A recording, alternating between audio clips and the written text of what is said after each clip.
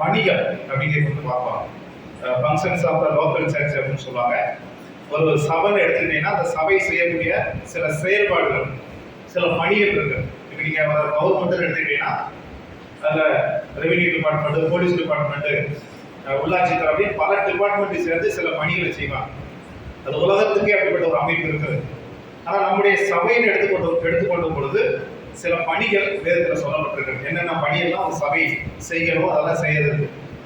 எங்கே வாசிக்கிறோம்? முதல்ல ஒரு உள்ளூர் சபை செய்யக்கூடிய பணி வந்து என்ன அப்படின்னா ஆராதனை. ஒரு சபைன்னு எடுத்துக்கிட்டிங்கன்னா அங்கே என்ன இருக்கணும் அப்படின்னா ஆராதனை இருக்கணும். அடுத்து அந்த சபையிலே போதனை இருக்கணும். நம்ம 2வது செய்தி கொடுத்தோம்னா அந்த போதனை இருக்கணும். சபை அப்படின்னா அது ஒரு ஐக்கியம் இருக்க வேண்டும். ஒரு சபை ஊழியம் செய்ய வேண்டும். ஒரு சபை இடத்துல ஒரு அமைப்பு, ஒரு ஆர்கனைசேஷன் சொல்லலாம். அது ஒரு அந்த சபை அமைப்புங்கிறது அதில் சில மூப்பர்கள் இருப்பாங்க, போதர்கள் இருப்பாங்க. அவங்களுக்கு வந்து நம்ம வந்து பின்னாடி படிக்கிறோம். கட்டளை சபை செய்யக்கூடிய சில கண்டிப்பாக அதை செஞ்சாலும் ஞானஸ்தானம் இந்த மாதிரி காரியங்கள்லாம் இந்த வேதத்தில் சொல்லப்பட்டிருக்கிறது. இங்கே சொல்லப்பட்டுள்ள இந்த 6 காரியங்களும் ஒரு சபை வந்து செய்யக்கூடிய பணிகள், அதனுடைய செயல்பாடுகள் அப்படின்னு வேதத்தில் சொல்லப்பட்டிருக்கு. இதில் நம்ம ஒன்று பார்க்க போகிறோம். ஏன்னா உங்களுக்கு தெரியும், வேதம்ன்றது ஒரு கடல். கடலில் வந்து ஒரே நாளில் நம்ம படிக்க முடியாது. நம்ம படிக்கிற ஒரு வாயில ஒரு பக்கெட் அளவு தான் படிக்கிறோம். அதனால் இன்றைக்கு எப்படியா அந்த ஆராதனையை குறித்து வந்து நம்ம படிக்கிறோம். ஒரு சபை என்பது ஆராதனையை குறித்து இன்றைக்கு முதல்ல வந்து இந்த 6 பாடத்தில் முதல் பாடத்தை நம்ம படிப்போம். மீதி நேரம் தான் அடுத்தக்கூடிய காரியங்களை கூட படிக்கலாம். சரி, முதல்ல ஆராதனை. ஒரு சபை அப்படின்னா அங்கே என்ன இருக்கணும்? ஆராதனை. இன்னைக்கு நிறைய சபைகள் சபை இருக்கான என்ன கிடையாது. ஆராதனை இல்ல சபையெல்லாம் நிறைய இருக்கு. நீங்க நிறைய சபையில பார்த்தீங்கன்னா கிளப்பு மாதிரி வச்சிருப்பாங்க, டான்ஸு, பாட்டு. ஆனால் அங்கே என்ன இருக்காது? ஆராதனைலாம் இருக்காது. ஆனால் ஒரு சபை அப்படின்னா ஆராதனை செய்ய வேண்டும், அங்கே ஒரு ஒர்ஷிப் இருக்க வேண்டும் என்று வேதம் தெளிவாக சொல்லக்கூடிய ஒரு சத்தியம். அப்போ இந்த ஆராதனை குறித்து நாம் ஒரு தெளிவான சத்தியத்தை நம்ம வந்து தெரிஞ்சு கொள்ள வேண்டும். அப்போ ஆராதனை அப்படின்னா என்ன அப்படின்னு முதல்ல நம்ம பார்ப்போம். ஆராதனை குறித்து பல புதிய ஏற்பாட்டு கிரேக்க வார்த்தைகள் பயன்படுத்தப்பட்டது. நீங்க வேதத்துல இந்த ஆராதனை, வொர்ஷிப் அப்படிங்கிறது பல வார்த்தைகள் வந்து வேதத்தில் சொல்லப்பட்டிருக்கிறது. அதுல ஒரு வார்த்தை என்ன அப்படின்னா புரோஸ்கூனியோ.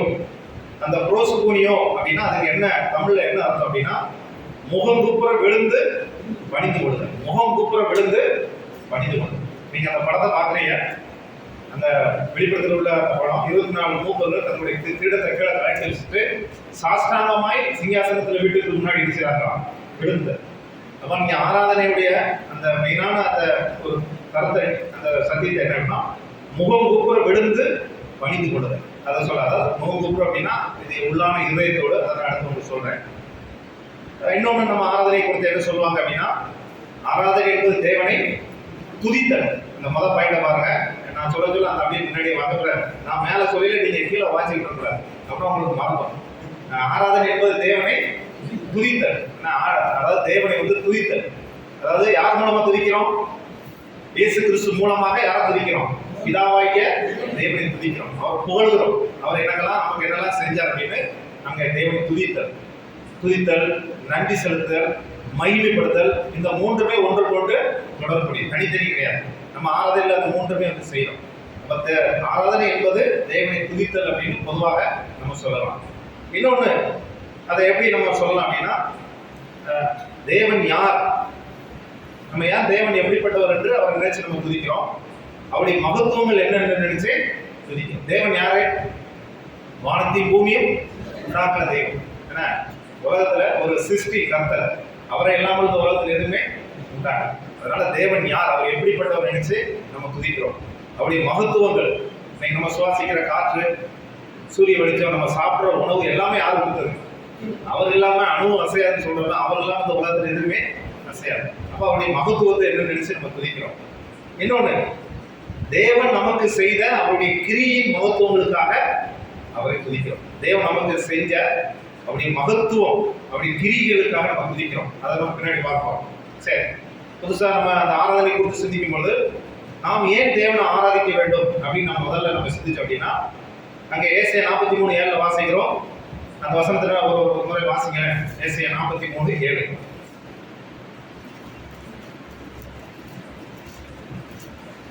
ஒரு வேத வசனத்தை வாசிங்க. உருவாக்கி படைத்து என் நாமம் தரிக்கப்பட்ட யாவரையும் கொண்டு வா என்பேன். சரி, அப்போ நம்ம ஏன் தேவனை துதிக்கணும் அப்படின்னா, தேவன் நம்மளை படைச்சவருடைய நோக்கமே என்னது? எதுக்கு படைச்சாரு? நம்ம நல்ல வீடு கட்டி நல்ல வாழ்க்கை அனுபவிக்கிற மாதிரி அதுக்கு இல்லை. தேவனுடைய பர்பஸ் என்ன அப்படின்னா, உங்களை என்னையும் தேவனை ஏன் படைச்சாரு, இன்னும் சுருக்கமா நம்மளை ஏன் இந்த பூமியில ஜீவனோட வச்சிருக்கிறாருன்னா, நான் யாரை மகிமைப்படுத்தணும்? தேவனை மகிமைப்படுத்துறதுக்கு தான் உங்களை என்னையும் தேவன் வந்து படைச்சார். சுருக்கமா ரசிக்கப்பட்ட விசுவாசி சாகுற வரைக்கும் தேவன் என்ன செய்யணும்? மகிமை. அதான் நான் என் மகிமை கேட்டு, இப்போ உங்களை என்னை ஆண்டவர் ஏன் அந்த பூமியில படைச்சாரு, இப்போ கணேசனை ஏன் படைச்சாருன்னா, நான் தேவனை என்ன செய்யணும்? மகிமைப்படுத்த வேண்டும். அந்த நோக்கம் தான் தேவனுடைய திட்டம். அதை தவிர வேற ஒன்றும் கிடையாது. இந்த பூமியில இருக்கிற எல்லா காரியங்களும் அவரை நாம் மகிமைப்படுத்த வேண்டும். அதனாலதான் நம்ம சங்கீத வாசிக்க சுவாசம் உள்ள யாவரும் தேவனை துதிப்பதாக அப்படின்னு சங்கீத கடைசியில் நம்ம வாசிக்கிறோம். அடுத்து நம்ம ஏன் தேவனை துதிக்கிறோம் அப்படின்னா, தேவன் நம்மை ரட்சித்ததும் அவருடைய மகிமைக்காக. இன்னொன்று சுருக்கமா சொல்லணும்னா, ரட்சிக்கப்பட்டவங்க அவங்களை என்ன செய்யணும்? துதிக்க வேண்டும், அவரை ஆராதிக்க வேண்டும். தேவன் நம்மளை ரட்சித்தது வந்து அவரை துதிக்கிறதுக்காக தான் நம்மளை ரட்சித்திருக்கிறார். அதனால ரட்சிக்கப்பட்ட ஆத்மா என்ன செய்யணும்? அவரை துதிக்க வேண்டும். மூணாவது என்ன வாசிக்கிறோம்? நாம் அவரை தொழுது கொள்ள வேண்டும் என்று யார் விரும்புகிறார்? பிதா. யோவான் 4:23 பிதாவானவர் விரும்புகிறார் அப்படின்னு அந்த யோவான் 4:23 வாசிக்கிறேன். யோவான் 4:23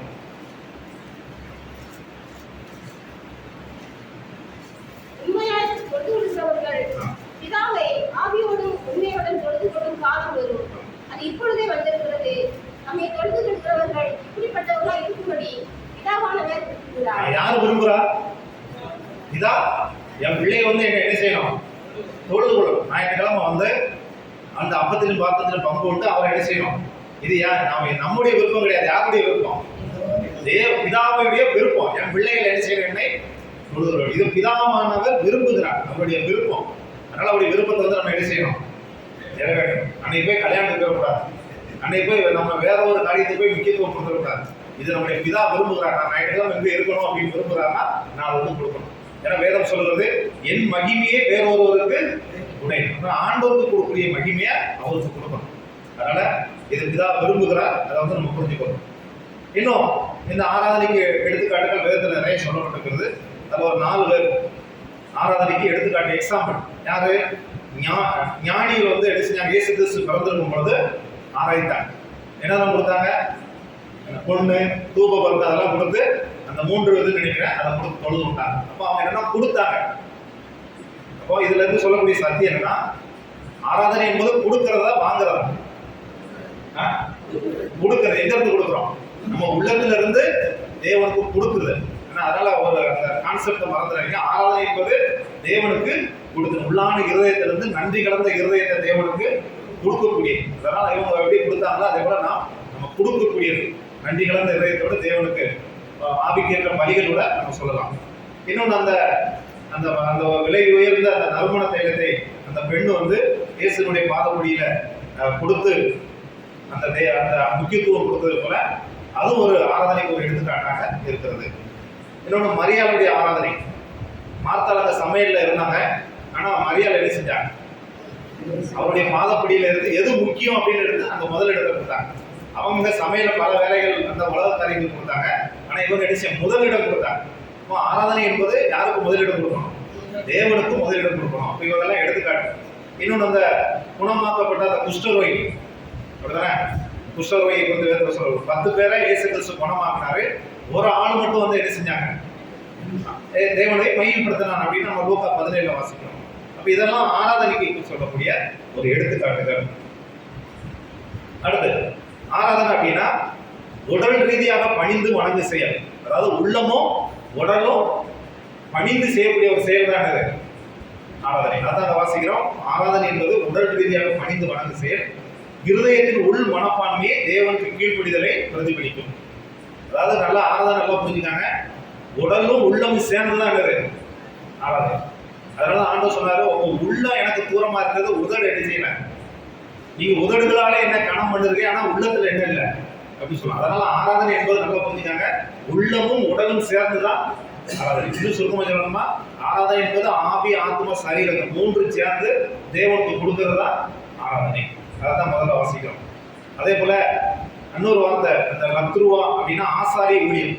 அவர் சொல்றாரு அந்த ரோமர் 1:9 என்னை ஆட்கொண்டவரை நான் சேவிக்கிறேன் அப்படின்னா என்ன அர்த்தம்னா ஆராதனை என்பது ஒரு ஆவிக்குரிய ஊழியம், ஒரு ஆசாரிய ஊழியம். இப்ப நம்ம எல்லாரும் ஆசாரியர்கள். ஞாயிற்றுக்கிழமை வந்து நம்ம அப்பம் விட்டு என்ன செய்யறோம்?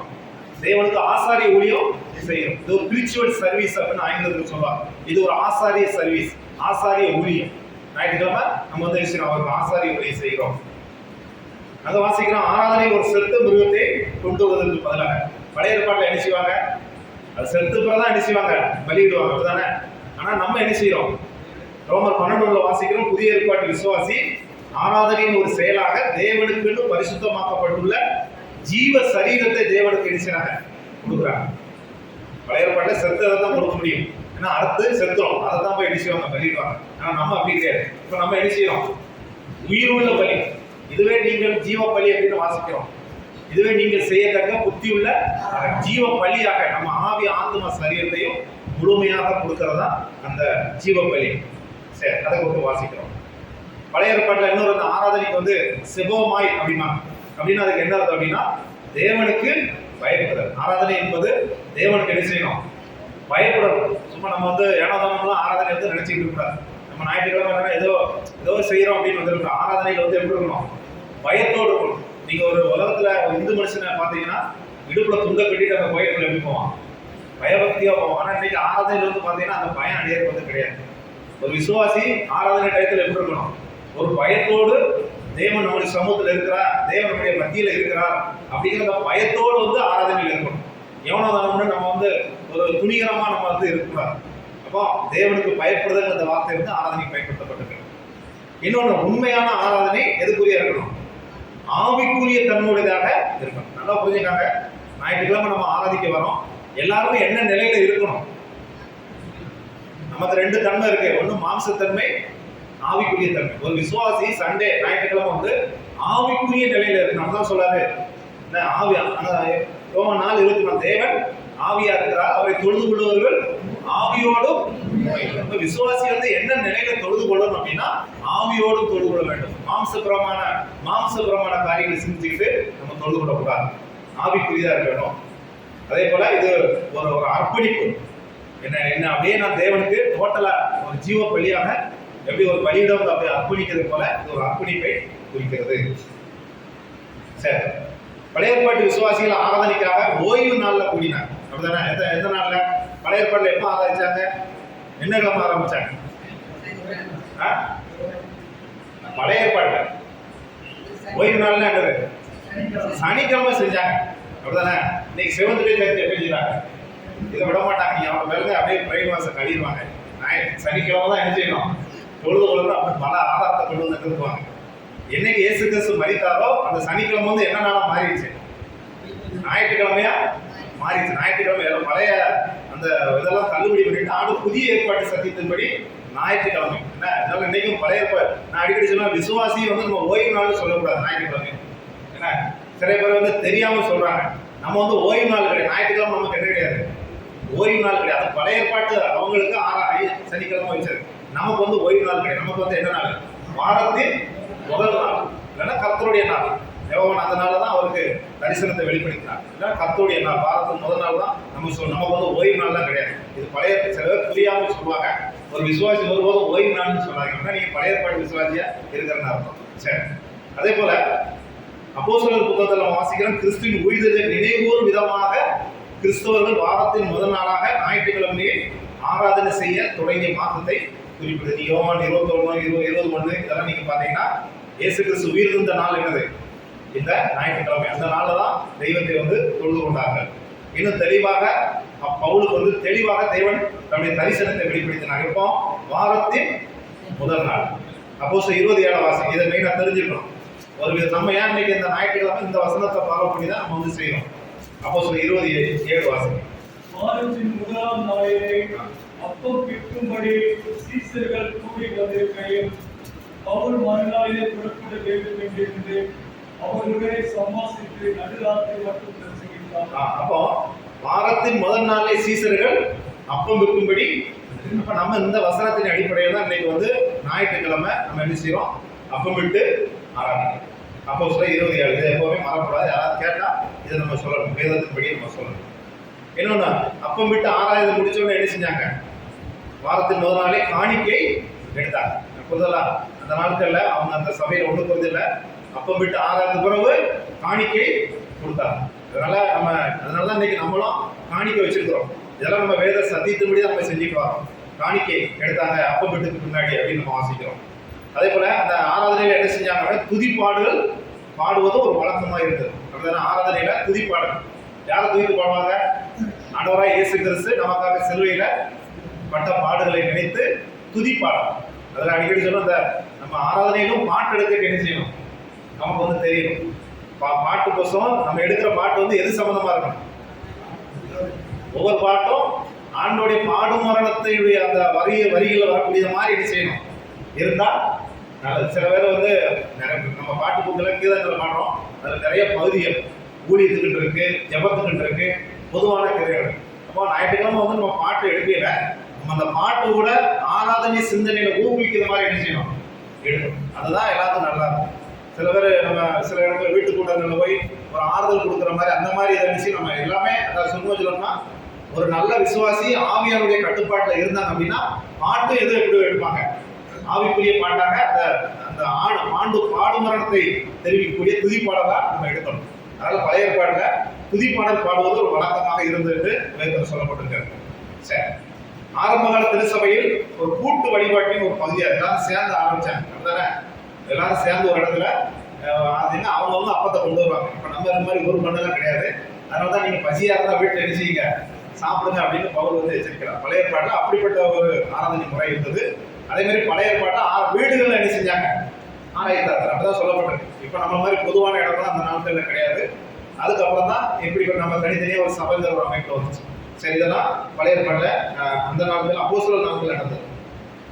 சரி, இதுல இன்னொன்று, இது ஏற்கனவே நான் அந்த வெளிப்படுத்தும் விஷயத்துல உங்களுக்கு இந்த இதை எடுத்திருக்கிறேன். அதனால அதை கொஞ்சம் ஆல்ட்ரேட் பண்ணி மீண்டும் உங்களுக்கு அந்த ஒரு தேவனை எப்படி தொழுது கொள்ளணும் எல்லா விசுவாசிகளும் தெரிஞ்சுக்கணும். ஏன்னா அந்த சில பேருக்கு இந்த ஆராதனை இதுதான் நமக்கு முக்கியமான பகுதி. இதுல சில விஷயங்கள் அந்த சத்தியத்தை குறித்து தெரியாம இருக்கிறதுனால சில மற்றவங்களுக்கு ஒரு இடையூறாக இருக்கும். அதனால தேவனை தொழுது கொள்ளுதல் எப்படி அப்படின்னு இன்னும் சில காரியங்களை நம்ம புரிந்து கொள்வோம். ஏற்கனவே நான் சொல்லியிருக்கிறேன், ஆராதனை என்றால் என்ன அப்படின்னா, ஆராதனை அல்லது தொழுகை என்பது தகுதியும் மேன்மையும் கனமும் பொருந்திய தேவனுக்கு காண்பிக்கப்படும் மரியாதையுடன் கூடிய செயல். நல்லா புரியுங்க, ஆராதனை என்பது ஒரு செயல், ஒரு ஆக்டிவிட்டி, ஒரு செயல். உள்ளத்திலிருந்து நம்ம குதிக்கிறோம், எல்லாம் பாட்டு பாடுறோம், இது எல்லாமே ஒரு செயல். சடங்காச்சாரம் கிடையாது, ஒரு செயல். மரியாதை, யாருக்கு மரியாதை செலுத்துறோம்? தேவனுக்கு நினைச்சு மரியாதை, அவர் கொடுக்கக்கூடிய ஆனர், அவர் கொடுக்கக்கூடிய மதிப்பை நம்ம கொடுக்கணும். ஒரு முதலமைச்சர் நம்ம ஊருக்கு வராருன்னா அவங்களுக்கு எப்படி ஒரு மரியாதை இந்த எல்லா டிபார்ட்மெண்ட் செய்யறாங்களோ அதே போல நாம் நம்முடைய தேவனுக்கு என்ன செய்யணும், அவர் ஞாயிற்றுக்கிழமை மரியாதை பண்ணணும். அதாவது மரியாதை, ஒரு கணத்தை கொடுக்க வேண்டும். அதனால இந்த வார்த்தை நம்ம கொஞ்சம் மரியாதையுடன் கூடிய செயல் தான் ஆராதனை. ஞாயிறு ஆராதனை தேவனை நம்ம எவ்வாறு தொழுது கொண்டோம், இது நம்ம எக்ஸ்ட்ரா ஒரு செய்தி மாதிரி நம்ம இடங்கள்ல நான் சொல்லுவேன். அதனால நீ ஏற்கனவே சொல்லியிருக்கேன், இதான் உங்களுக்கு ஞாபகப்படுத்துறேன். ஞாயிறு ஆராதனையில் ஒரு தேவனை நம்ம எப்படியெல்லாம் தொழுது கொள்ள வேண்டும், எப்படி தொழுது கொள்ள வேண்டும்? ஆவியோடு தொழுது. ஒரு விசுவாசி இன்னைக்கு நிறைய சபைகள்ல ஞாயிற்றுக்கிழமை பார்த்தீங்கன்னா மாம்சத்தினுடைய காரியங்கள் அதிகமாக வெளிப்படுறதுனால அங்க என்ன குறைஞ்சு போச்சு. சில இடங்களும் பார்த்தீங்கன்னா ஏன்டா இந்த ஆராதனைக்கு வந்தோம் அப்படின்னு ஆயிடும். ஏன் அப்படின்னா அங்க என்ன இல்லை, ஆவினாலே தொழக்கூடிய விசுவாசிகள் இல்லை. 1000 பேர் இருப்பாங்க, 800 பேர் இருப்பாங்க, 600 பேர் இருப்பாங்க. எல்லாம் பார்த்தீங்கன்னா விசுவாசிகள் மாம்சத்துக்குரியலா இருப்பாங்க. புரியுது அவங்களுக்கு? ஒரு சபையில மாம்சம் மேல வாங்கிருச்சு அப்படின்னா ஆவிக்குரிய தன்மை என்ன ஆயிடும், குறைஞ்சு. அதனால விசுவாசி சபைக்கு வரும் பொழுது ஆவிக்குரிய தன்மையோடு ஆவினாலே நடத்தப்படும் ஆவிக்கு, அதனால ஆவியோடு தொழுது கொள்ள வேண்டும். மாம்சத்துடைய காரியங்கள் சபையில நம்ம இடம் கொடுத்தோம் அப்படின்னா அந்த ஆராதனை சில நேரங்களில் அது ஆவியனுடைய பிரசன்னமும் குறைஞ்சிடும். நான் நிறைய இடங்களில் பார்த்துருக்கிறேன். சில இடங்களில் நான் ஆவியாரனுடைய வல்லமை பயங்கரமா இருக்கும். அந்த சபையில 4 பேர் இருந்தாலும் ஆவிக்குரிய காரியங்கள் இருப்பாங்க. ஆண்டுடைய அந்த வல்லமை பயங்கரமான அந்த பிரசன்னம் பயங்கரமா இருக்கும். சில இடங்கள் போனா எல்லாரும் மனுஷன் ஒரே சண்டை, ஐக்கிய குறைபாடு, பலவிதமான பிரச்சனைகள் இருக்கிறதுல ஆவியாருடைய செயல்பாடு இருக்கும், குறைஞ்சிருக்கு. அதனால விசுவாசிகள் ஆவிக்குரிய காரியங்கள்ல ஆவி இருக்க வேண்டும். ஆவியாருடைய கட்டுப்பாட்டுல நம்ம நடக்க வேண்டும். அது பின்னாடி நான் சொல்றேன். அடுத்து தேவனை எப்படி தொழுது கொள்ளணும்? உண்மையோடு தொழுது கொள்ளணும். அப்படிதானே இருக்கு 4:24. உண்மை என்ன அர்த்தம்? சும்மா அங்கிட்டெல்லாம் பாட்டு துபாக்கூர் ஒரு வாழ்க்கை வாழ்ந்துட்டு பிராடத்தன ஒரு வாழ்க்கை வாழ்ந்துட்டு இங்கே வந்து என்ன செய்யக்கூடாது. ஞாயிற்றுக்கிழமை ஆண்டவரே அப்படின்னு செய்யக்கூடாது. வாரம் முழுக்க 7 நாளும் ஆண்டவருக்காக எப்படி வாழணும்? உண்மையாக வாழணும். ஒருவேளை நம்ம ஏதாவது தவறு பண்ணியிருந்தா அதை தேவனை சரிபடுத்திட்டு வந்து என்ன செய்யணும்? செய்யணும். அதனால ஒரு விசுவாசி உண்மையோட ஆராதிக்கணும். இந்த அப்பத்திலும் பாத்திரத்துல கை வைக்கல, நான் உண்மை உள்ளவனா, என்கிட்ட ஏதாவது குறைபாடு இருக்கா அப்படின்னா ஆராய்ந்து பார்த்து அதை செய்யணும். அதனால உண்மையோடு நம்ம வந்து ஆராதிக்க வேண்டும் என்று வேதம் சொல்லுகிறது. உண்மையோடு. அடுத்து பரிசுத்தத்தோடு, சங்கீதம் 96 பரிசுத்த ஆதாரத்தோடனே கர்த்தரை மெயினா இதுதான் பேசிக்கு. பரிசுத்தம் போச்சுன்னா எல்லாம் போயிடும். அதனால ஞாயிற்றுக்கிழமை வரும் பொழுது மெயினா பரிசுத்தமாய் அந்த அப்பத்திலும் பாத்திரத்தில் வந்து கை வரணும். ஏன்னா இது நம்ம எல்லாம் சரீரம். ஒரு ஆளுக்கு என்ன பிரச்சனை எல்லாரும் என்ன செய்யும்? பாதிக்கும். அதனால பரிசுத்தம் இல்லாம நம்ம மத்தியில வாசிக்கிறோம், பரிசுத்தம் இல்லாம தேவனை என்ன செய்ய முடியாது?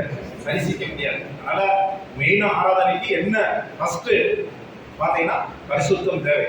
பரிசுத்தம் இல்லாம ஒருபோதும் இந்த அப்பத்தில் பார்த்ததுல என்ன செய்யக்கூடாது. அதாவது அதை நம்ம மறுபடியும் சரி பண்ணிட்டு தான் என்ன செய்யணும்? அதை வந்து கை வைக்க வேண்டும். பரிசுத்தம் இல்லாமல் தேவனை ஒருபோதும் பொழுது. ஏன்னா இதை குறித்து அநேகருக்கு வந்து அந்த அறிவு கிடையாது, நாலேஜ் கிடையாது. ஏதோ நம்ம வாழ்ந்தோம், அப்பம் விட்டோம், ஆதரிச்சோம் அப்படின்னு செய்யக்கூடாது, செய்யக்கூடாது. இதை குறித்து ரொம்ப பயத்தோடு அந்த சரியான அந்த சத்தியத்தோடு வந்து என்ன செய்யணும்? அதை வந்து நம்ம கை வைக்க வேண்டும். இன்னொன்று, நம்ம ஆண்டவரை தொழுது கொள்வதனால வரக்கூடிய நன்மைகள் என்ன? நாம் தேவனுக்குள் மகிழ்ச்சியா இருக்கோம். நம்ம ஆண்டவரை தொழுது கொள்ள தேவன் நமக்கு என்ன கொடுக்குறாரு அப்படின்னா நமக்கு மகிழ்ச்சியை கொடுக்குறாரு. நீங்க உண்மையா ஆண்டவரை தொழுது கொண்டு பாருங்க, அதுல இருக்கிற சந்தோஷம் மாதிரி வேற எதுலுமே இருக்காது. தேவன் நீங்க தொழுது கொள்ளும் பொழுது ஒரு மகிழ்ச்சி, ஒரு சந்தோஷம் தேவன் நமக்கு வந்து தருகிறார். இன்னொன்று, நமக்கு தேவன் என்ன கொடுக்குறாருன்னா நாம் அவரோடு நெருக்கமாக இருக்கிறோம், ஒரு ஐக்கியம் ஏற்படும். நீங்க ஞாயிற்றுக்கிழமை தொடர்ச்சியாக ஆராதனை செஞ்சுட்டு வந்தீங்கன்னா நமக்கு அவருக்கு என்ன ஏற்படும்? ஒரு நெருக்கம், முகமுகமாய் அப்படின்னு சொல்லுகிறாங்க. எப்படி ஒரு தெய்வத்தை நம்ம முகமுகமாய் அப்படின்னா அவரை போல, அவருடைய குணாதிசையை போல நம்ம மாறிக்கொண்டே இருக்கிறோம். இப்போ அவரோட நெருக்கம் வந்து நமக்கு வந்து ஏற்படுகிறது. ஞாயிற்றுக்கிழமை விட்டுட்டாங்கன்னா என்ன ஆயிரும்? அந்த நெருக்கம் குறைஞ்சிடும். சில பேர் சாதாரணமாக எடுத்துக்குவாங்க, இல்லைன்னா அடுத்த வாரம் பார்த்துக்குவாங்க, 2-4 வாரம் கழிச்சு பார்த்துக்கணும் அப்படின்னா சொல்லக்கூடாது. நீங்க ஆண்டவர் ஆராதனை விட விட நமக்கும் தேவனுக்கு என்ன உண்டாந்துடும்? ஒரு நெருக்கம் குறைஞ்சிடும். அதனால நெருக்கம் வந்து நம்ம ஏற்படும் தொழுது கொள்ள. தேவன் நம்மோட என்ன எப்படி இருப்பாரு? நெருக்கமாக இருப்பார். ஒரு நல்ல ஒரு ஐக்கியம் ஏற்படும். நம்ம ஆண்டவரை தொழுது கொள்ள நமக்கும் தேவனுக்கு என்ன ஏற்படும்? ஒரு ஃபெல்லோஷிப், ஒரு நெருங்கிய ஒரு ரிலேஷன்ஷிப் நமக்கு ஏற்படும். அது மட்டும் இல்ல, ஆராதனை என்பது ஒரு ஆவிக்குரிய ஒரு ஊழியம். நம்ம வாசிக்கிறோம் அந்த 1 Peter 2:5 அந்த வாசிக்கிறோம், நீங்க ஜீவனுள்ள கற்களை போல ஆவிக்கேற்ற மாளிகையாகவும் இயேசு கிறிஸ்து மூலமாக தேவனுக்கு பிரியமான ஆவிக்கேற்ற பலிகளை செலுத்தும்படிக்கு பரிசுத்த ஆசாரிய கூட்டமாக கட்டப்பட்டு வருவீர்கள். அப்போ நாங்கள் வாசிக்கிறோம், தேவனுக்கு பிரியமான ஆவிக்கேற்ற பலிகள். என்ன பலிகள்? ஆவிக்கேற்ற பலிகள். இவைகளை வாசிக்கிறோம், உதடுகளின் கனியாகிய சோதர பலிகள். அப்போ பெண்கள் என்ன செய்யறாங்க? எப்படி அந்த பலி செலுத்துறாங்க? அவங்க வாயை மூடி உள்ளத்துல இருந்து எடுக்கக்கூடிய ஆராதனை அவர்கிட்ட போகுது. ஆண்கள் எப்படி செய்யறாங்க? சோதனை செலுத்துறாங்க. என்ன ஆண்கள் அவங்க வெளிப்படையாக ஓப்பனா அந்த சவுண்டை சொல்லி என்ன செய்யறாங்க? அப்பத்துக்கு அதுக்கு முன்னாடி சோதனை செலுத்துறாங்க. ஆனா பெண்கள் எப்படி செலுத்துறாங்க? உள்ளத்துல என்ன செய்யறாங்க? அந்த அண்ணால எப்படி ஜெபம் பண்ணாங்க? உள்ளத்துல தானே ஜெபம். அதே மாதிரி பெண்கள் உள்ளத்துல ஆண்டவருக்கு என்ன செய்யறாங்க? நன்றி சொல்றாங்க. அதனால எங்களுக்கு வாயை திறந்து சொல்லாதனால அப்படியே யாரும் பங்கு உள்ளது அப்படின்னு நினைக்கிறாங்க. நீங்க எடுக்கிற அந்த உள்ளத்துல இருக்கிற ஆராதனை யாருக்கு போகுது? தேவனுக்கு வந்து அந்த போகுது. அப்படிதான் வேதம் சொல்லுது. அதனால இது ஒரு ஆவிக்குரிய ஒரு ஊழியம் என்பதை நம்ம புரிந்து கொள்ளணும். அடுத்து, தொழுது கொள்ள அவரை போல என்ன செய்கிறோம்? மாறுவோம் அப்படின்னா அவருடைய போல, அவருடைய தன்மை நாங்கள் வாசிக்கிறோம். நம்ம அந்த 1 Corinthians 3:18 நாம் எல்லாரும் திறந்த முகமாய் கர்த்தருடைய மகிமை கண்ணாடியில காண்கிறது போல ஆவியா இருக்கிற கர்த்தரை அந்த சாயலால் தானே மகிமையின் மேல் மகிமை எடுத்து மறுரூபம் நம்ம தேவனை தொழுது கொள்ள அவருடைய சாயலை போல நம்ம மாறுகிறோம். அவருடைய குணாதிசயத்தினை. ஆராதனைக்கு வரக்கூடிய தடைகள் வந்து என்னது? என்ன தடை? நிறைய தடை வரும். நீங்க நல்ல உங்களுக்கு எப்படி தெரியாது, சில ஊர்ல எல்லாம் பாத்தீங்கன்னா ஞாயிற்றுக்கிழமை தான் என்ன ஃபங்க்ஷன் வைப்பாங்க. அன்னைக்கு தான் முக்கியமான நெருங்கிய சொந்தக்காரங்க என்ன கல்யாணம் வச்சுருப்பாங்க?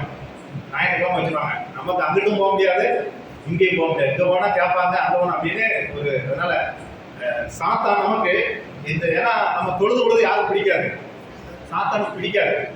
அவன் எப்படியாவது தடையை கொண்டு வருவான். அதனால விசுவாசி நம்ம கவனமா இருக்கணும். தடை விசுவாசி ஏன்னா இது பிடிக்காத, அதுக்கு பிடிக்காத அவன் நிச்சயமா. அதனால ரொம்ப கவனமா இருக்கும். நம்ம முதல்ல யாருக்கு என்னன்னா தேவனுக்கு தான் கொடுக்க வேண்டும். அந்த அந்தோணி பிரதர் சொல்லுவார், அவர் எப்படி சொல்லுவார் அப்படின்னா, அவர் மனைவிட்ட சொல்லுவார், ஏமா நான் ஞாயிற்றுக்கிழமை செத்துட்டா கூட என் பிணத்தை நீ மூடி போட்டுட்டு நீ போய் என்ன செஞ்சிடான், என்னை தொழுபட்டு வந்து அதுக்கப்புறம் என்ன செய்யுங்க, அடக்கம் பண்ணுங்க அப்படின்னு. அந்த மாதிரி வைராக்கியம் உள்ளவங்களாம் நிறைய பேர் உலகத்தில் இருக்காங்க. நிறைய தான் செத்து போனாலும் என்ன செய்வாங்க, நீ மூடி போட்டு போய் என்ன செஞ்சுக்காங்க, என்ன மூடிட்டு தொழுது வந்து அதுக்கப்புறம் என்ன செய்யுங்க, அடக்கம் பண்ணுங்க அப்படின்னு ஒரு ஆள் சொன்னார். அதோடய கேட்டு. அதனால இந்த மாதிரி ஆராதனைக்கு வைராக்கியமா இருக்கிறவங்க நிறைய பேர் இருக்காங்க. ஒரு ஆள் அப்படிதான் பக்கத்துல ஆராதிச்சுக்கிட்டு இருக்கும்போது அவர் வீடு தீயரிச்சுட்டு இருந்துச்சு. அப்ப அந்த அம்மா பக்கத்துல அந்த பிள்ளைங்க சொன்னாங்க, இப்ப நம்ம வீடு தீயரியுது அப்படின்னா. அப்ப அவர் சொன்னாரு, அது எரியட்டும், நம்ம எங்க இருக்கோம், ஆராதனை இருக்கோம் அப்படின்னு சொன்னாங்க.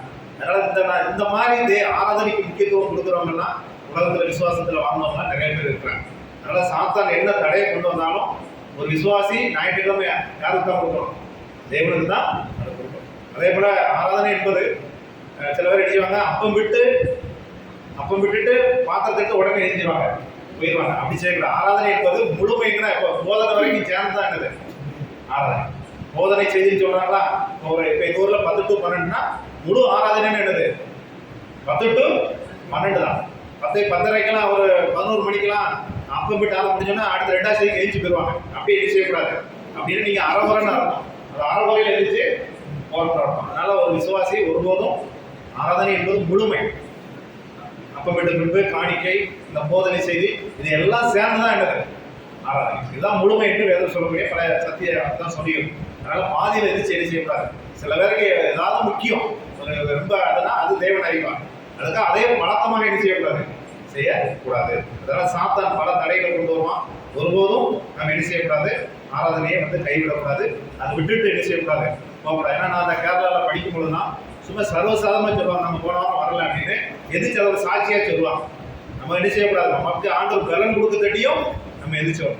ஒருவேளை உடம்புல குளுக்கோஸ் போகுது அப்படின்னா அது யார் அறிவா, அது தேவன் அறிவார். என்ன நமக்கு முடியதுக்கு பலன் இருந்தால் நம்ம என்ன செய்யணும், ஆண்டவர் பலனை கொடுத்திருந்தா ஆராதனையில் நம்ம கலந்துக்கணும். நமக்கு பலனை கொடுத்து நீங்க வரக்கூடிய அந்த தகுதி, அந்த பலன் இருந்து நம்ம வரல அப்படின்னா தேவன் அதை குறித்து ஒரு நாள் கணக்கு கேட்பார். அதனால நம்ம அதை குறித்து ரொம்ப கவனமாக இருக்கணும்.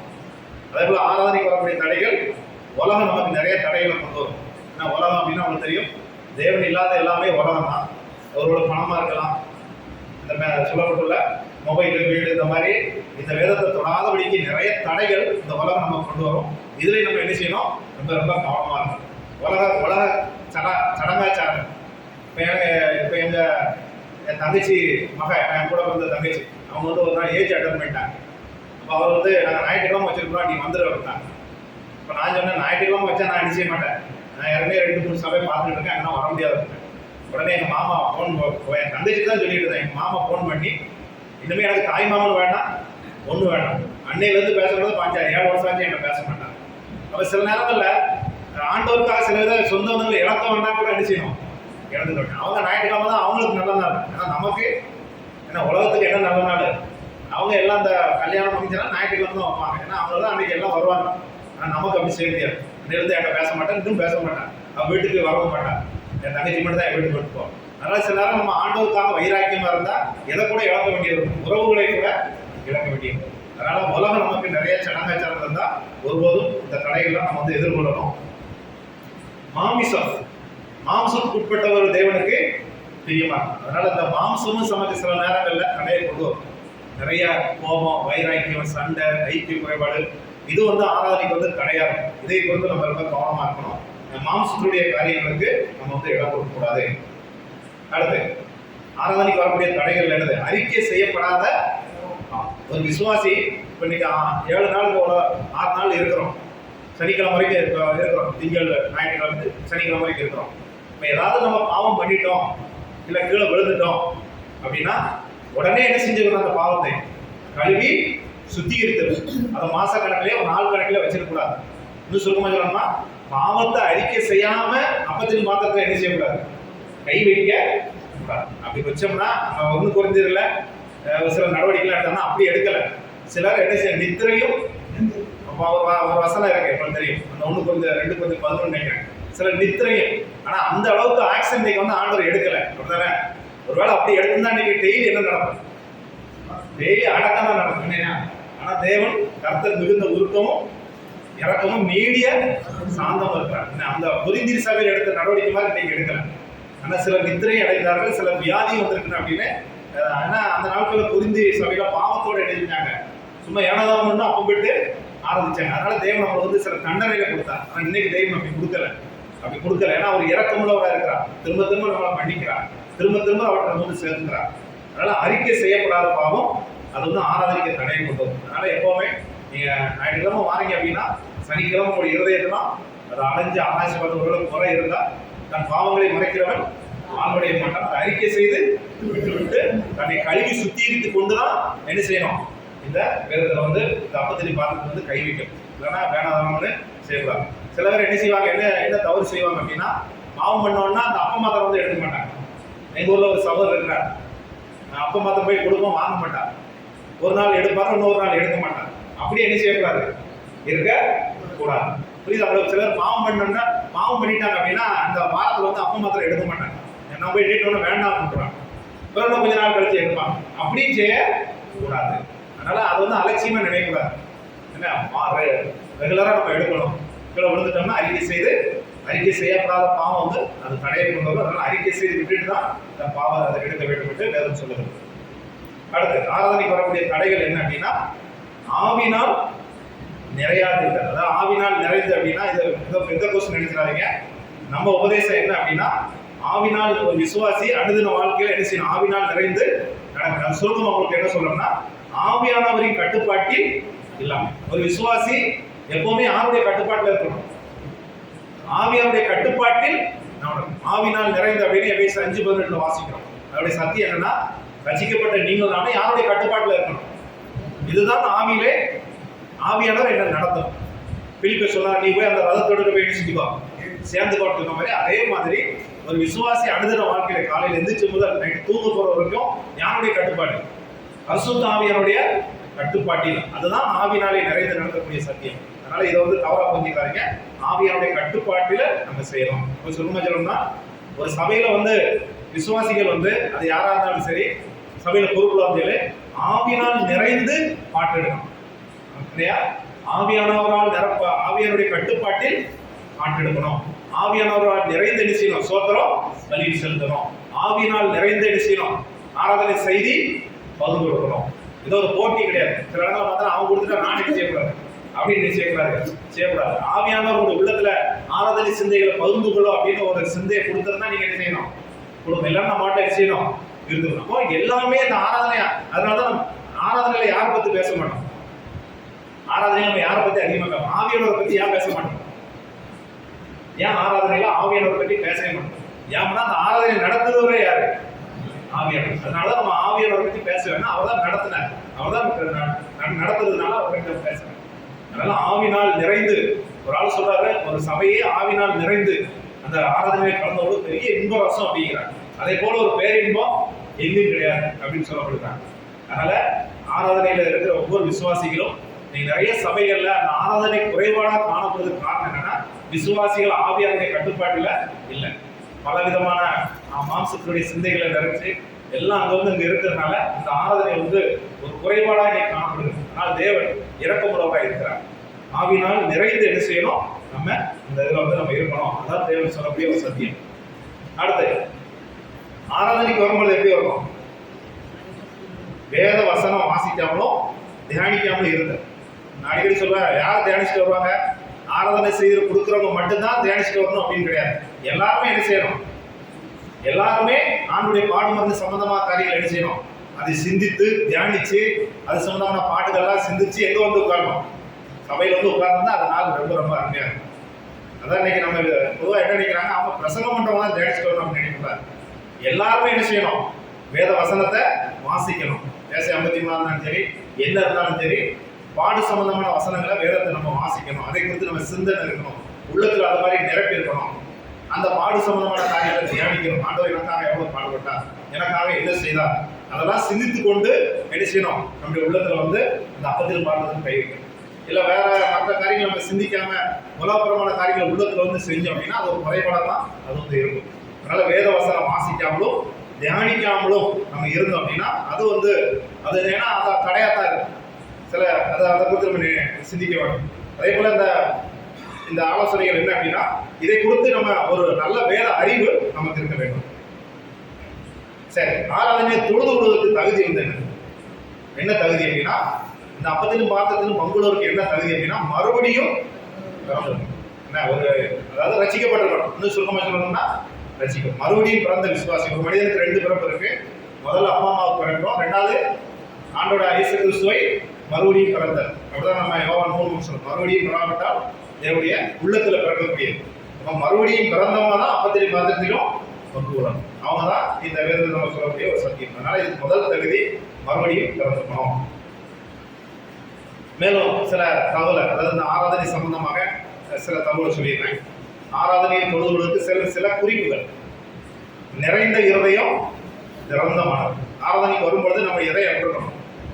நிறைந்த இதயத்தை நிறைச்சிட்டு வரணும். ஆண்டவர் எனக்கா செஞ்ச நம்ம எல்லாம் நினைச்சு அண்டவே உங்க தொழுவுள்ள போறேன்னு அப்படின்னு சொல்லி நிறைந்த இதயத்தோட வரணும். அங்கிருந்து வீட்டில் எம்டியா வரக்கூடாது. நம்ம இதயத்தெல்லாம் நிறைச்சி கொண்டு இங்க வந்து ஆண்டவர் தொழுது கொள்ளணும். நிறைந்த இருதயம் திறந்த மனதோடு நம்ம ஆண்டவரை தொழுது கொள்ள வேண்டும். அதே போல ஆராதனையில் எப்படி இருக்கணும்? அமைதி இருக்கணும். சில இடங்கள்லாம் பார்த்தீங்கன்னா ஆராதனை போனா அங்க ஒரு உள்ள இங்க அழுவும், இங்கோட கியாக்கியா கத்து சந்த கடமாக இருக்கும். ஆனால் உங்க இதில் நீங்க அமைதியா இருக்கீங்க, நான் பார்த்துருக்கிறேன். அதனால ஆராதனையில் குண்டு சிக்கல விழுந்தாலும் சேரக்கூடாது அப்படின்னு சொல்லுவாங்க. சில ஸ்கூல்ல சொல்லுவாங்க. அதனால ஆராதனை வேலையில எல்லாரும் அமைதியா இருக்க வேண்டும்.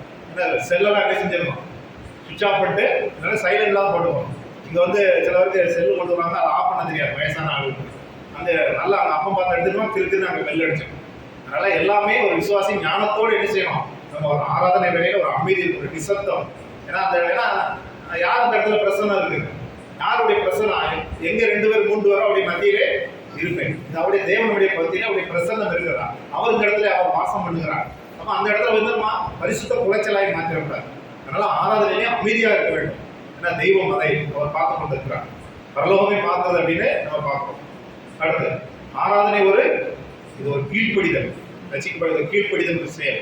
ஆண்டவரை என்னை மீட்டுக் கொண்டிருக்கிறார், நான் வந்து என்ன செய்யணும், இது ஒரு கீழ்ப்படிதல் செயல், இது ஒரு பக்தியின் செயல். ஆராதனை என்னது, என் பக்தி எங்க காமிக்கணும், ஞாயிற்றுக்கிழமை வந்து காமிக்கணும். நான் ஆண்டவரை ரசிக்கப்பட்டவங்க அந்த பக்தியை காட்டணும். ஒரு உலகப்பறம் இந்துக்காரன் எப்படி பக்தியை காட்டுறான், அது உயிரற்றது. ஆனால் நம்ம உயிருள்ள தேவனுக்கு என்ன காட்டணும், இந்த பக்தியை காட்டணும். சும்மா ஏனதான் நினைக்கூடாது.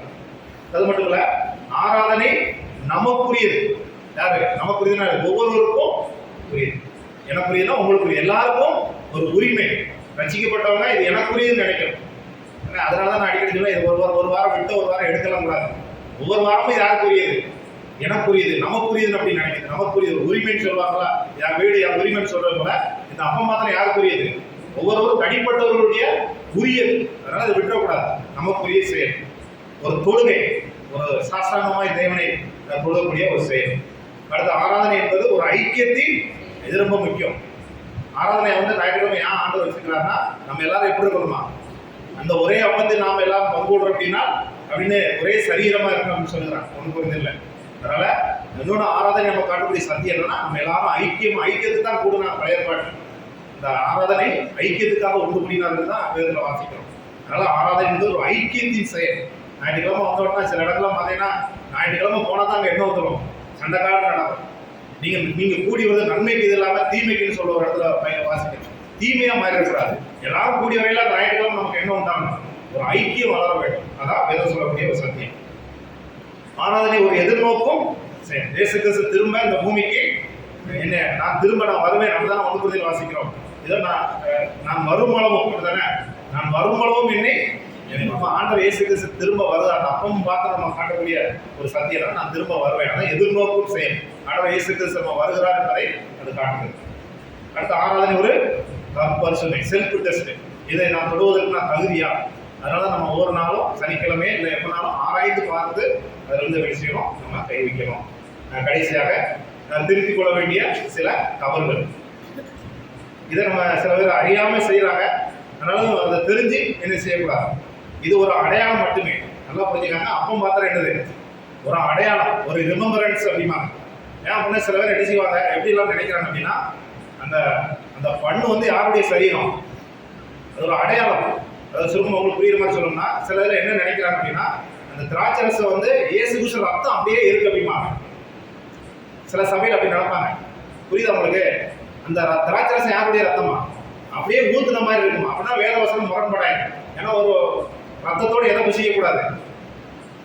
ஒரு விசுவாசி பழைய பாட்டு சத்தியம் சொல்றது, ஒரு ரத்தத்தை என்ன செய்யக்கூடாது, புசிக்கக்கூடாது. அப்ப அது வந்து முரண்படாது. ஏன் அப்படின்னா சில சபைகள் அப்படி போதிப்பாங்க, இந்த திராட்சை ரசம் வந்து இயேசு கிறிஸ்து ரத்தமே அப்படி இருக்கு அப்படிமா. அப்படி கிடையாது. அது ஒரு அடையாளம். திராட்சை ரசம் எதுக்கு அடையாளம்? அந்த அந்த பாத்திரம் எதுக்கு அடையாளம்? என்னுடைய பாவத்துக்காக இயேசு கிறிஸ்து ரத்தத்தை சிந்தினா ஒரு அடையாளம், அவ்வளவுதான். அந்த மேஜை மேல இருக்க அந்த பண்ணு, அந்த அப்பம் எதுக்கு அடையாளம்? ஆண்டவர் இயேசு கிறிஸ்து என்னுடைய பாவத்துக்காக அவருடைய சரீரத்துல சுமந்தா, அந்த அடையாளம். ஜஸ்ட் ரிமெம்பரன்ஸ், அவ்வளவுதான். அதை காட்டில் வேதத்துல வேற அதிகம் நேரம் ஒன்றும் சொல்லலை. அதனால இதை நம்ம என்ன செய்யணும், அந்த அடையாளமா மட்டும் கிடைக்கும். மற்ற சபையில கிடைக்கிற மாதிரி அந்த அந்த பண்ணுக்குள்ள இயேசு கிறிஸ்துடைய இது இருக்கு, அந்த திராட்சை ரசத்துக்குள்ள இயேசுடைய ரத்தம் இருக்கு அப்படின்னு செய்யக்கூடாது. இது வந்து லூத்தரன் மற்ற சபையெல்லாம் அப்படி ஒரு கோட்பாடு வச்சிருக்கிறாங்க. அவங்க அப்படிதான் நினைப்பாங்க. மிகவும் ரோமன் கத்திரிகளும் அதை தான் ஃபாலோ பண்றாங்க. அதனால அந்த உபதேசம் வேற. சரி, இது ஒரு புனித சடங்காக, இது ஒரு சடங்கு கிடையாது. அதுதானே, இது சடங்காச்சாரமா செய்வோம். சடங்குனா அப்படியே செய்வாங்க, அது கிடையாது. இது வந்து சடங்கு கிடையாது. நல்லா புரிஞ்சுக்காங்க. இது தேவன் நம்ம கொடுத்த கட்டளை. ஆண்டவர் இயேசு கிறிஸ்து வர வரைக்கும் நம்ம என்ன செய்யணும், இதை கடைபிடிக்கணும், இதை ஃபாலோ பண்ணணும். இன்னொன்று, ரட்சிக்கப்படாமல் இதில் ஒருவர் பங்கு விடுவதனால் எவ்வித புனித தன்மையும் ஆசீர்வாதத்தையும் பெற்றுக்கொள்ள. நல்லா புரிஞ்சுக்காங்க. அப்பம் பாத்திரத்தில் பங்கு விடுவதனால ஒரு ஆள் என்ன பெற்றுக்கொள்ள மாட்டாங்க, ஆசீர்வாதத்தை பெற முடியாது. சில பேர் என்ன நினைக்காங்க, ஞாயிற்றுக்கிழமை அப்பம் பாத்திரம் என்ன மற்றெல்லாம் உள்ள என்னென்னமோ வாழ்ந்துட்டு ஞாயிற்றுக்கிழமை இதில் வந்து செஞ்சதுனால நமக்கு என்ன கிடைச்சுன்னு நினைக்காங்க, ஆசீர்வாதம் கிடைக்குமா? நான் ஓப்பனாக கேட்குறேன், அப்பம் பாத்திரம் கொண்டாலும் ஆசீர்வாதம் வருமா? அதுக்கு இதுக்கு என்ன கிடையாது, சம்மந்தம் கிடையாது. நம்ம ஆண்டவருக்கு கீழ்ப்படியுள்ள வாழ்க்கை, பக்தி உள்ள வாழ்க்கை, அதை பார்த்து ஆண்டவர் நமக்கு என்ன கொடுப்பாரு, அதுதான் ஆசீர்வாதம். அதனால இதை வந்து தவறா புரிஞ்சுக்கூடாது. சிலர் என்ன நினைக்கிறாங்க, இந்த அப்பம் பாத்திரம் சாப்பிட்டனால எனக்கு என்ன கிடைக்கும், பாவ விமோசனம். நல்லா புரிஞ்சுக்காங்க. அப்பம் பாத்திரம் எது கொடுக்காது, பாவ விமோசனம் கிடைக்காது. என் பாவம் மன்னிக்கணும்னா நான் என்ன செய்யணும், ஆண்டவரா இயேசு கிறிஸ்து என்ன செய்யணும், விசுவாசிகள் தனிப்பட்ட விசுவாசத்திலே அந்த உள்ளத்துல நான் விசுவாசித்தா தான் எனக்கு என்ன கிடைக்கும். ஏன்னா சில பேர் அப்படியெல்லாம் இருக்கிறாங்க, அப்பம் பாத்திரத்தை நான் சாப்பிட்டோன்னு எனக்கு என்ன ஆகி வச்சிருக்கோம், என் பாவம் மன்னிக்கப்பட்டுச்சு அப்படின்னு நினைப்பாங்க. அப்படி கிடையாது. அதனால அப்பம் பாத்திரம் வந்து ஒரு ஆளுக்கு பாவ விமோசனத்தை தராது. நல்லா புரிஞ்சுக்காங்க. இந்த தவறா புரிஞ்சுக்க கூடாது. சரி, அடுத்து அப்பம் பாத்திரத்துக்காக சோத்திரம் செய்ய வேண்டும். தவிர வேண்டுதல் விண்ணப்பம் சில சகோதரர்கள் வந்து தெரியாம செய்யறாங்க. அந்த நம்ம மற்ற ஜெப கூட்டத்தில் செய்யற ஜெபத்துக்கும் சோத்திரம் செலுத்துக்கு என்ன இருக்கு, வித்தியாசம். அதுக்கு நான் சொல்லணும்னா, நம்ம ஆண்டுடைய மகிமையை துதிக்கணும், போற்றணும், நன்றி செலுத்தணும். நம்ம ஏறெடுக்கிறேன் அப்படின்னு சொன்னோம், அதுல போய் ஆண்டவரை எனக்கு தாரும், எனக்கு கூடும் அப்படின்னு என்ன செய்யக்கூடாது. ஒரு அப்பம் சோத்திர செலுத்தையில வேண்டுதல் விண்ணப்பம் வைக்கக்கூடாது. சிலர் தெரியாம வைக்கிறாங்க, அந்த தேவன் அது ஒன்றும் பிரச்சனை கிடையாது. ஆனா தெரிஞ்சு என்ன செய்யக்கூடாது. அதனால அப்பத்துக்காக பாத்திரத்துக்காக சோத்திரம் செய்ய வேண்டும். அந்த ஆண்டவர் அதான் செஞ்சார். வேற ஏதாவது செஞ்சிருக்கிறாரா? அப்பம் பாத்திரத்துக்காக என்ன செஞ்சாரு, சோத்திரம் மட்டுமே தான் செலுத்தினார். நமக்கு வேதத்தின் அடிப்படையில் நான் பேசுறேன். அதனால வேண்டுதல் விண்ணப்பம் அந்த சோத்திர செலுத்தல என்ன செய்யக்கூடாது, நம்ம வைக்கக்கூடாது. அதனால நம்ம திருத்திக் கொள்ளக்கூடிய சில தவறுகள். அதனால இதெல்லாம் நம்ம இன்னும் இருக்கு. அதனால இது குறையதான் கருத்து சித்தம்னா அடுத்த பகுதியை வந்து நம்ம பார்ப்போம். தேவன் நம்ம இந்த சிந்தைகளை ஆசீர்வதிப்பாராக. கடைசியாக நீ எவ்விதம் கர்த்தரை தொழுது கொள்கிறார். அதனால ஆராதனை தேவன் கொடுத்த தேவ தூதர்களும் உற்று நோக்க ஆசையா இருக்கிறான்னு சொல்லக்கூடிய ஒரு சத்தியம். அதனால நம்ம ஞாயிற்றுக்கிழமை அது சரியான சத்தியத்தோடு வந்து எடுத்து செய்யணும். அதை வந்து நம்ம தெரிஞ்சுக்கொண்டா அது ஒரு நல்ல சத்தியம். அதனால அப்படிப்பட்ட ஒரு சிந்தையோடு கூட ஞாயிற்றுக்கிழமை வந்து நம்ம கர்த்தரை தொழுது கொள்வோமாக. கர்த்தர் சித்தம்னா அடுத்த பகுதியில் அடுத்த அந்த கீழ் உள்ள 2வது பாடத்தை படிப்பதற்கு தேவன் நம்ம உதவி செய்வாங்க. ஆமென். ஜெபித்து இந்த கூட்டத்தை நாம் நிறைவு செய்வோம்.